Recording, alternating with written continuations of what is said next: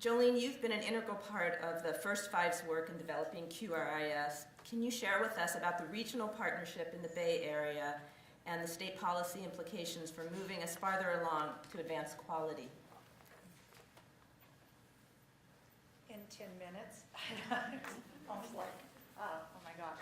Okay, I'm sorry my PowerPoint isn't available because one of the things that I recognized in the PowerPoint, thanks to Andrea and Early Edge, was I made it too long. So she cut it in half. Now it's even worse than that. She took it away. So I am really going to focus myself. And if you know me well, that's pretty hard. That's why I love early learning so much, because I relate to the children that are in the classrooms.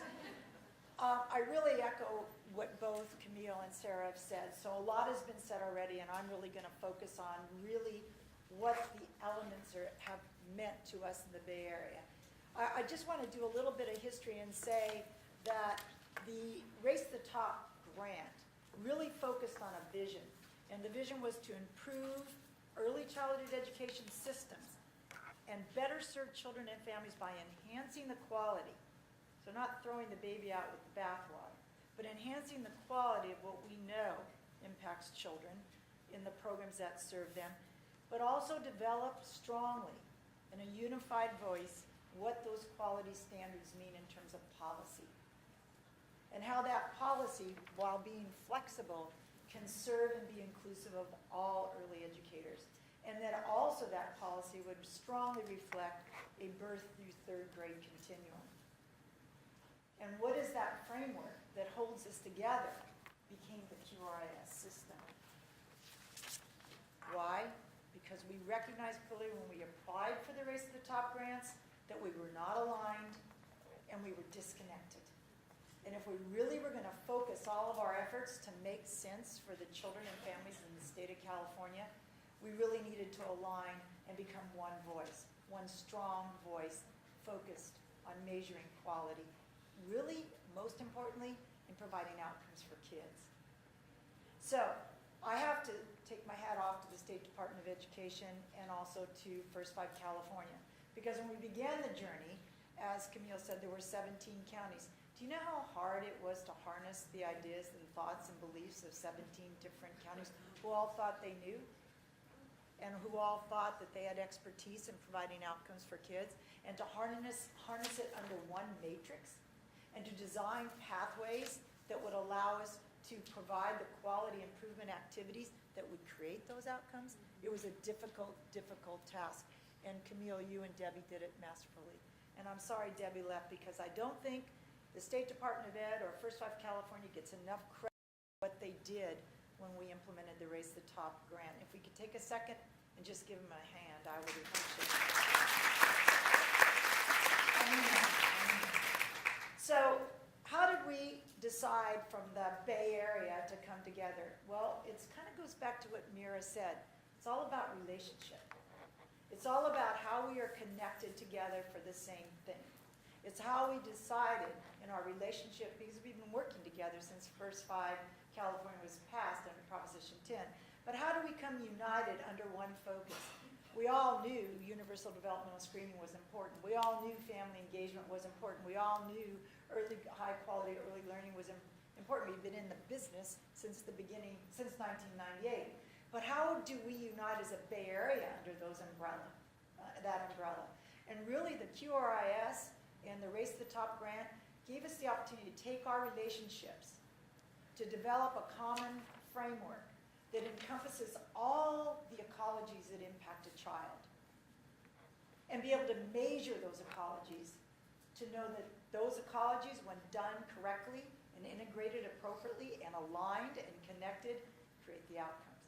So Contra Costa, Alameda, San Francisco, San Mateo, Santa Clara, and Santa Cruz came together. We like to say we are the Bay Area LA. Because I always get compared to, oh, you know what's happening in LA? No, I know what's happening in the Bay Area. So we came together. We really focused on what we were creating was a process, not an event. So we knew that it was going to take time. And we knew that we were in this for the long haul, long after the Race to the Top grant would be over, because this is a marathon. If we're gonna do it right, we have to train for it. We have to eat right. We have to practice. Then ultimately the day when the race is over and we win or we place, we've done our job. So we knew that we were in this for the long haul, and we weren't afraid to ever talk about what's the infrastructure costs to get to quality. And I think that's one of our greatest lessons, is that infrastructure to do it right to quality costs money.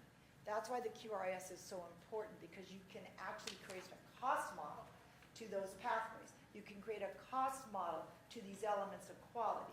And you can take that cost model to any legislator that is developing policy and say, you have to understand, to impact kids, it costs money. Why did we stop the conversation? Carla, I'm joining you, and I'm joining Chris, in saying, why did we stop the conversations about what the cost factor is that impacts a child's life every day? So our shared goals was to come together and establish a common definition of quality. By the way, just because you join together as a consortium or a partnership doesn't mean that you have a common definition. And that has to be established, and it's long, hard conversations that you have to stay at the table and have. So we had to spend some time just defining quality. We had to ensure that the QRIS ratings were consistent and implemented consistently across all of the regions. Because how would we measure the impact of working together in this capacity if we weren't consistent in the practice? How would you ever get to policy if you aren't consistent in the practice? So you have to be able to come together to agree on what that looks like, and you really have to develop a common data system.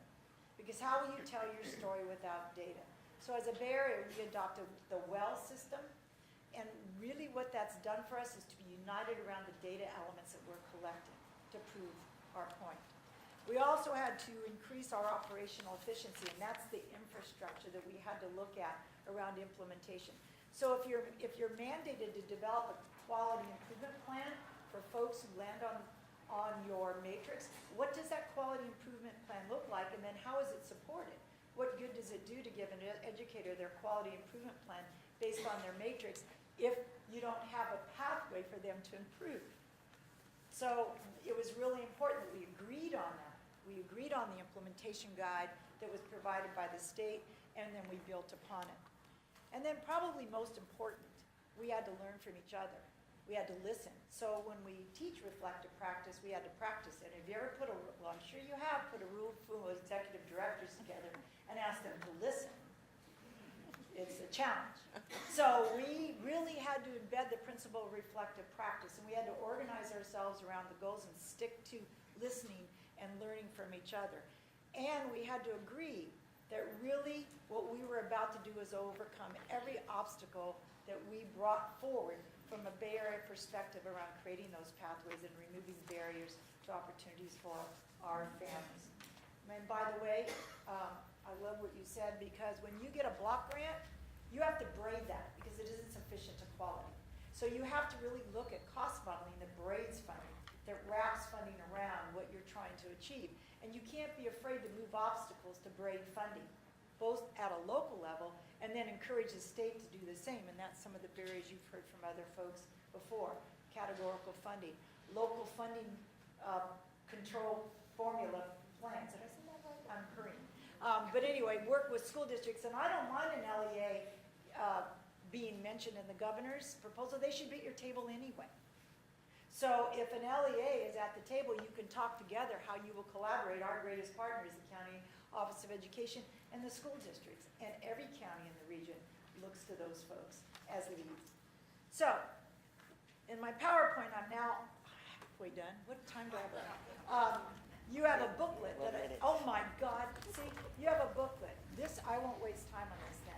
You have a booklet, and everyone should walk away with this booklet because it details our policy recommendations that came out of our working together for 5 years. There is not a policy in here you don't already know, but the strength of this document is that we did it together. This is a program to practice to policy recommendation booklet.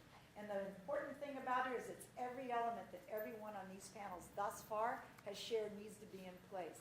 This is the policy booklet. That's why we made it small, that fits into any handbag, fits into anybody's pocket, to take with you in any legislator's office. this is a must-read for us in the field, because this came from 5 years of working together rigorously. And lastly, since the rest of my PowerPoint is in this booklet, I want to read a quote from Sean Casey, who's one of our executive directors, and I think it's really important for you to hear this. He said, "Any proposal to reform early learning that does not embrace what we have learned through the work that we have done over the last 5 years of implementing the QRIS about to ensure high quality is not in the best interest of California's children." So join with us, ensure that this policy happens, these policy platforms happen, focus on our work together in partnership, all of our work together in partnership, and really understand that I think the most important thing I can say is that we don't stand a chance unless we work together. The competing factors are too great. The only chance we have on what we know works for kids, which is all the things that everybody else has already said, is our ability to come together and work together with one voice about what we know we want to do. So, thank you very much. Thank you.